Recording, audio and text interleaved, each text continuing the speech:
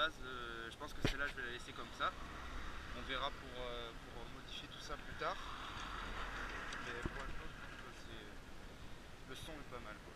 Putain, la gueule des pneus, c'est impressionnant. Impressionnant. Alors là aussi il y a des traces sur les jantes évidemment. Ça passe la mauvaise. Sinon, il y a, ouais, ici.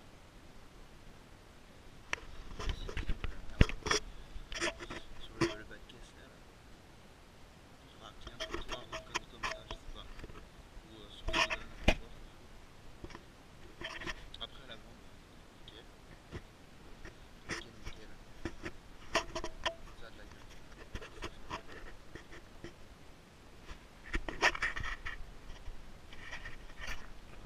Des moteurs, on va voir un peu ce que.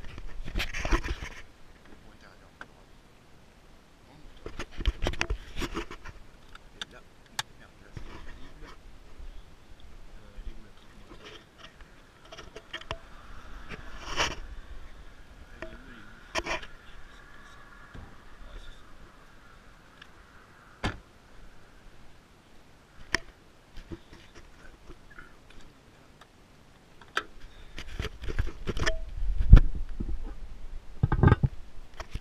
Voilà. 2 litres d'économiste.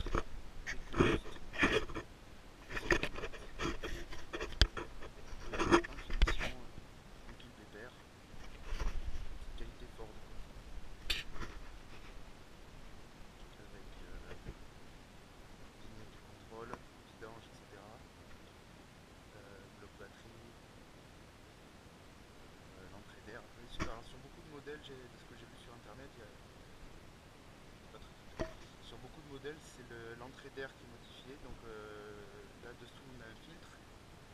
Le filtre, assez souvent, donc il le vire, il le remplace par un cornet. Et toute cette partie-là, toute cette tuyauterie, en fait, elle est modifiée. Assez souvent, ouais, c'est du Cobra que les mecs ils montent dessus. Donc c'est, si je dis pas de conneries, non, plutôt que de dire une connerie, j'aurais dit dans les 250 € à peu près le système, mais après ouais, j'ai pas le prix exact. Il me semble que c'est un truc du genre. Donc voilà, petit moteur sympa, ils sont pas mal. Avec les feux de jour, honnêtement, ça rend assez bien. Même le fait que ce soit pas cerclé de noir, ça retire pas grand chose au final au côté agressif. Bon, évidemment, là je l'ai pas lavé depuis que je l'ai eu, et il y a de la merde, des moucherons, des conneries comme ça. Bon, bah ça, on va faire un petit lavage proprement.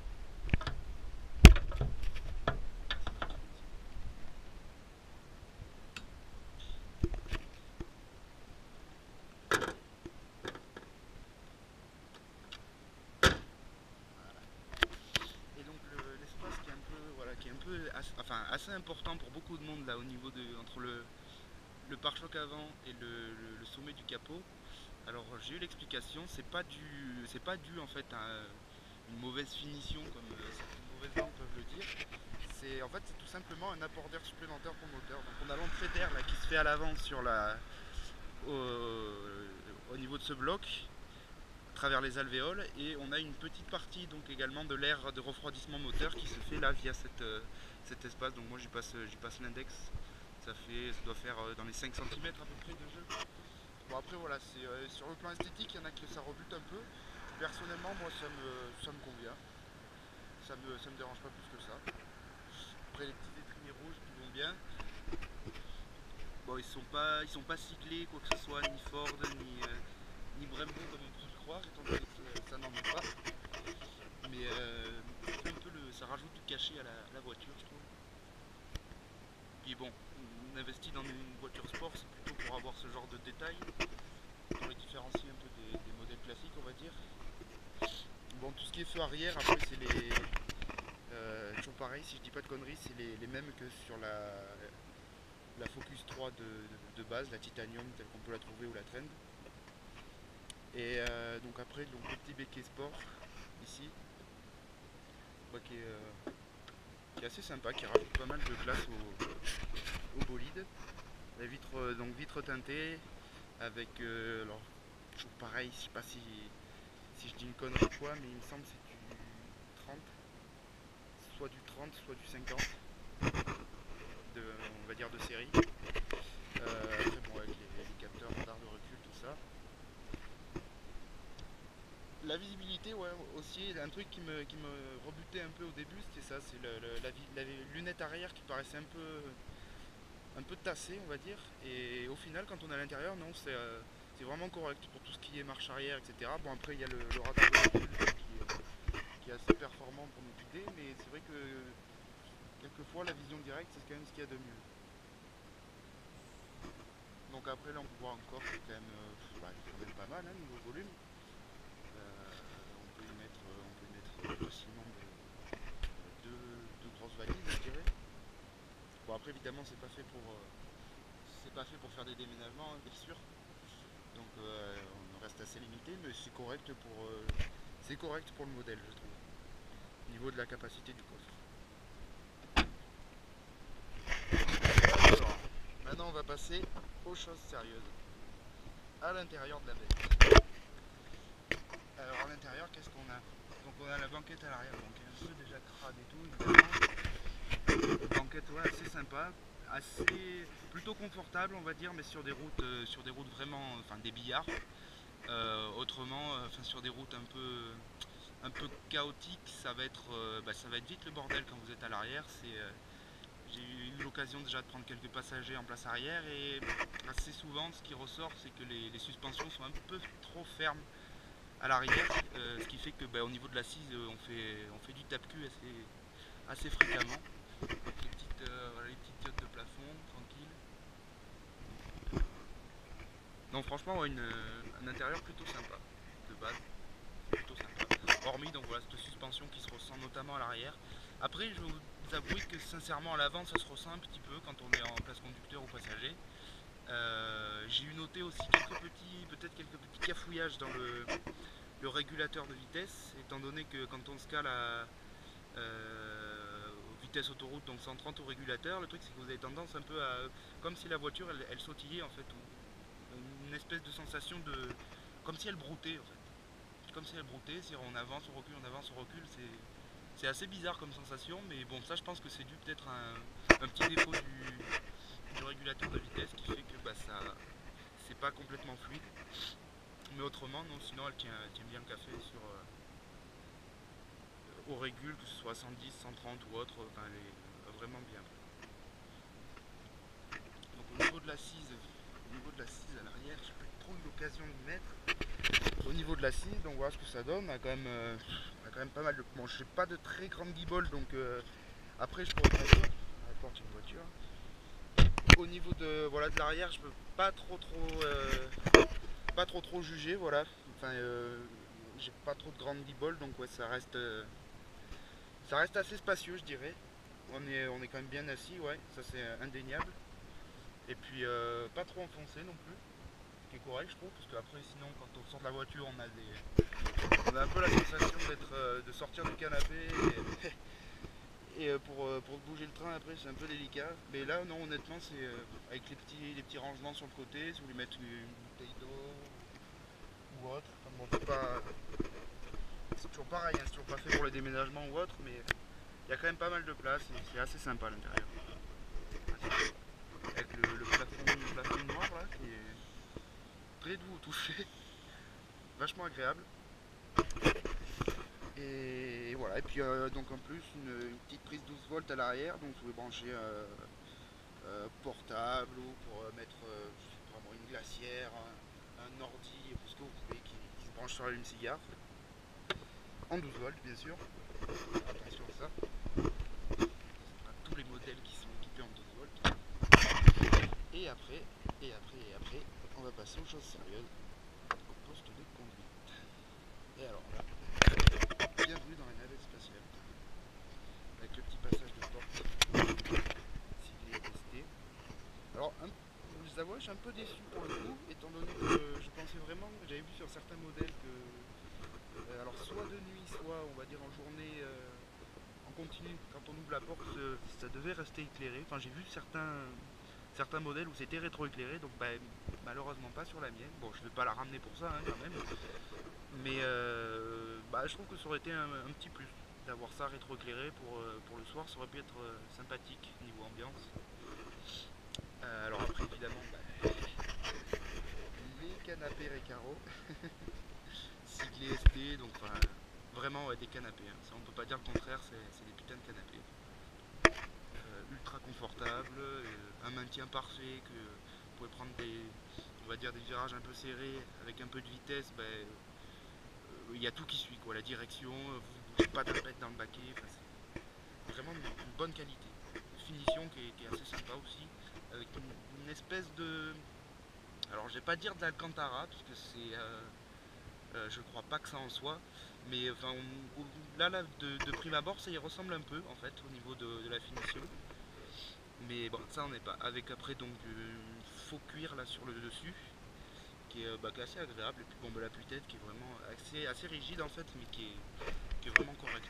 Vraiment correct. Alors, après, à l'intérieur, comment ça se passe? Eh, ça se passe comme ça. Je te mets ici voiture. Alors, le petit tableau de bord sympa avec le petit logo ST quand vous rentrez. Au niveau du volant, bah, le volant qui est pas. Je m'attendais honnêtement sur les photos de ce que j'avais vu à un truc beaucoup plus gros. Niveau diamètre. Bon, après là quand on est assis, il paraît un peu, ouais, un peu petit, mais bon au final la prise en main est vraiment très bonne, hein. C'est le grip pour le pouce ici qui est juste parfait. Après tout ce qui est commande au volant, bon ben là on a par exemple bah, ce que j'utilise le plus souvent là, c'est pour switcher pour switcher les pistes sur le lecteur MP3, etc. Le régulateur de vitesse qui est pareil assez intuitif avec ici donc l'activation, désactivation et pour le régler, donc pour l'enclencher un coup sur le haut. Après vous pourrez régler votre vitesse, donc il va s'afficher là quelque part par là sur l'écran et il va vous dire en fait donc à quelle vitesse vous évoluez et vous pouvez régler en fonction, augmenter, incrémenter ou décrémenter comme vous voulez. Au niveau des commodos pareil, enfin rien de particulier à préciser. Bon, la qualité est vraiment, vraiment correcte et on a vraiment quelque chose de solide en main. Bon, après, j'ai une précédente voiture qui n'était pas forcément axée sur ce genre de détails, mais non, c'est vrai que c'est agréable d'avoir des commodos qui sont un peu fermes, quoi, qui répondent et tout. Alors ensuite, tout ce qui est, donc là, on va dire, ouais, console de centrale, donc levier de vitesse qui est assez court, donc typé sport. Vraiment souple, vraiment souple au niveau des passages de vitesse. Ça, il n'y a pas de blocage ni quoi que ce soit. Ça y va tout seul, j'ai envie de vous dire. Marche arrière, pareil. Enfin, c'est vraiment de la bonne qualité, je trouve. Le frein à main. Bon, là, je vais pas le desserrer parce que je suis en pente et j'ai pas le freinage, mais frein à main, bon, pareil. Assez, si après, je pense que si vous avez des grandes cannes, peut-être ça peut un peu gêner si quand vous le mettez ou autre de devoir descendre, etc. Bon, ça peut être un peu rebutant, mais ça reste un détail. Donc on a également bon, des petits rangements un peu par-ci par-là, une prise 12 volts, et après donc à l'intérieur là on a bah, tout ce qui est donc, branchement, donc Lightning si vous voulez brancher une. Alors ça, j'ai pas réussi encore à percer ce mystère, mais je vais m'y mettre incessamment sous peu pour le faire. C'est-à-dire que je supposais que c'était une entrée jack. Or le truc c'est que bah, il n'y a rien qui sortait à la. Il y a rien qui sortait au HP, donc je sais pas trop. Il va falloir que je me pense sur le truc. Sinon autrement là actuellement je passe bien par l'USB. Donc avec lecture via la console directement. Et c'est-à-dire voilà, j'aurais préféré honnêtement pouvoir switcher les playlists ou quoi que ce soit, pouvoir le faire directement sur le téléphone et pas devoir à chaque fois bidouiller au niveau de la console, etc. Bon après, toujours pareil, ça reste un détail, hormis ça, la voiture est quand même vraiment correcte. Alors après, en remontant un peu, donc du coup, on va faire la console centrale avec la climatisation Bison, que vous voyez ici, le bouton pour désactiver et activer le SP. Donc ça, bah, pas vraiment de détails à sortir là-dessus. Là au niveau donc de la navigation, on a mode navigation avec un GPS qui est vraiment pas mal. Je trouve l'écran, vous voyez, donc il peut faire un peu petit sur, si on regarde là de prime abord. Sur les photos que j'avais vues avant de l'acheter, c'était du... Alors si je dis pas de conneries toujours, je crois que c'était du 8 pouces ou quelque chose comme ça. Et bon bah ça fait un peu petit quand on le voit sur les photos, on se dit c'est quoi cet écran un peu ridicule là.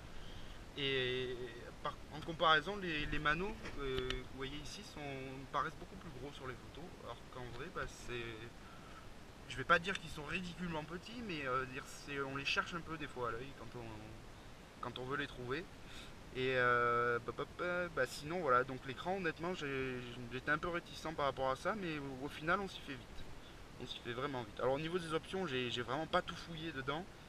Je sais qu'il y a pas mal de trucs, alors notamment un système qui s'appelle Sync. Donc c'est la première fois que j'en entends parler en fait, et il va falloir que je me renseigne un peu, savoir ce que ça propose. Niveau connexion, un petit Bluetooth, je dirais, quelque chose comme ça. Enfin bon, voilà, à se renseigner. Et après, voilà, côté passager, vous avez une boîte à gants qui est assez volumineuse, tout en profondeur. Voilà, donc le tableau de bord, une bonne finition également, je trouve. Ça fait pas très, très cheap pardon, comme plastique, comme certaines marques le proposent. Bon, je vais pas citer de nom, mais je pense que certaines connaissances qui regarderont la vidéo pourront comprendre aisément de quoi je parle. Peut-être que vous après aussi vous avez des pistes là-dessus. Et donc ouais, honnêtement la qualité de finition qui est plutôt pas mal je trouve. Plutôt pas mal. Bon après pour le prix c'est vrai que c'est correct d'avoir ça. Après vous avez au plafond quelques petits détails on va dire. Vous avez la petite poche pour ranger les lunettes, ça peut être sympathique. Les pare-soleil avec ouais bien sûr, donc, miroir de courtoisie éclairé, tout ça. Pareil côté conducteur me semble-t-il. Ouais tout à fait. Et après donc un petit plafonnier voilà pour si vous voulez entre guillemets lire une carte, bien qu'on le fasse plus trop, mais vous voulez chercher un truc de nuit ou autre, c'est pas mal. C'est pas mal pas mal. Donc voilà, voilà pour le tour intérieur de cette petite Focus 3 ST. Donc maintenant je vais essayer de l'attacher à l'arrière ou même la mettre à l'intérieur histoire de vous montrer un peu ce que ça fait quand on roule. Alors pour ça, je sais pas trop comment je vais goupiller pour l'attacher. J'avais pensé mettre étant donné que je dispose pas de ventouse, de trucs comme ça, je pensais mettre une attache GoPro scotch là. Le problème c'est que j'ai un peu peur de niquer le sky là, de la putette. Bon on verra bien si je ferai un essai et puis je vois si c'est vraiment trop critique, je l'enlèverai et puis on va trouver une solution. Après peut-être pourquoi pas mettre une ventouse sur la vitre côté passager avec. Enfin bon, ça je bidouillerai.